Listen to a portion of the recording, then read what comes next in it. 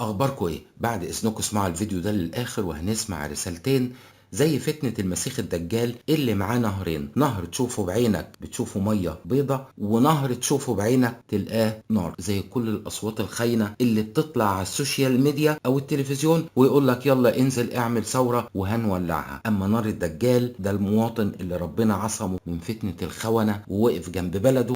الرسالة الأولى وشخص مقيم في أمريكا بيقول لك ولعت وهنولعها، وزي ما بيستخدموا بعض الأشخاص عشان يقنعوك إن دي الجنة، عشان يقسموا الشعوب العربية لجماعات وطوائف وأحزاب. وكويس ان احنا نقدر نطلع النهارده مع سخونة الاحداث. بقى الليلة هتولع النهارده، احنا هنولعها يا رجالة بالليل. بفكر اطلع الساعة 9، نطلع بدري شوية علشان الناس اللي بتقول لي بقى عندها شغل وكده. فهنولع الدنيا النهارده ورجالة اليمن بيمسوا، واحنا هنطلع نمسي على الدنيا. وجايب لكم بقى اخبار بقى محوشين اليومين اللي فاتوا. خد يا زول، العب في دول. معانا اخبار من مصر ايه؟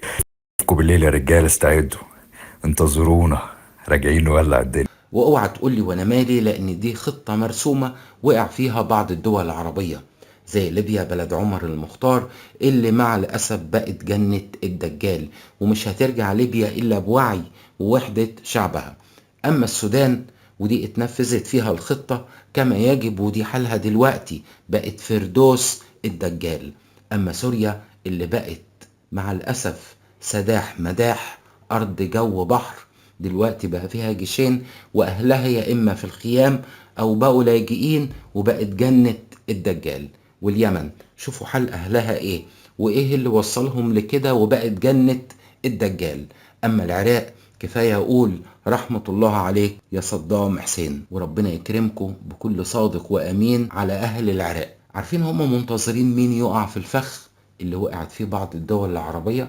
عارفين مين أفشل كل مخططاتهم؟ انت يا مصري اللي قدرت تختار صح، اخترت نار الدجال اللي رسولنا الكريم صلى الله عليه وسلم قال عليها نار جنة، عشان ربنا يفرق بين أهل الخير وأهل الشر. ورغم كل الظروف هزمت يا مصري انت جنة المسيح الدجال، وعلمت على قفاهم يوم ما قررت تحمي بلدك، يوم ما قررت تبني وتعمر، وقفت في ظهر بلدك وجيش بلدك. وزي ما بنعيش يوم عسل نستحملها يوم بصل. تحياتي لكم.